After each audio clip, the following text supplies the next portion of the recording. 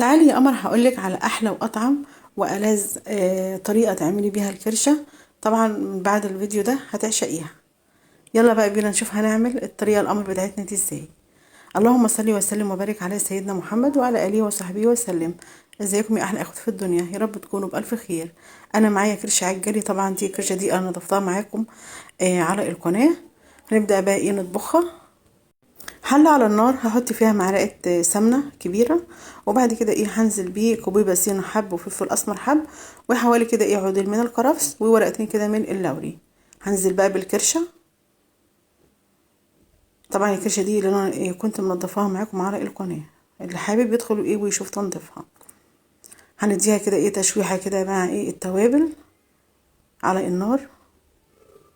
وبعد كده هنكون مجهزين مية مغلية، هنضيف عليها بقى المية المغلية، وهنضيف كده طماطمايه بصلايه جزرايه. وطبعا مش هنضيف ملح خالص، وهنغطيها ونهدي عليها النار لحد كده ما تستوي. على ما تستوي كده الكرشه هنجهز كده التسبيكه. انا معايا كده حله حطيتها على النار، هحط فيها كده معلقه من السمنه او الزبده، ومعايا كده 4 أو 5 فصوص من الثوم مهروسين، عليهم كده قرنين من الفلفل الاحمر هنزل فيه. وبعد كده هروح منزله كده معلقه صغيره من الكزبره الناشفه وتشويحتين بس كده لحد ما الريحه تطلع.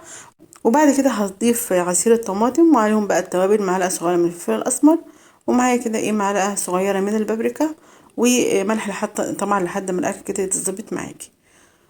وهضيف عليها كوبايه ميه من الحنفيه، ونسيبها كده لحد ما تسبك كده يعني نص تسبيكه. وبعد كده هنزل بيه الكرشه. طبعا احنا مش هنضيف ميه الكرشه خالص، طبعا احنا هنرميها.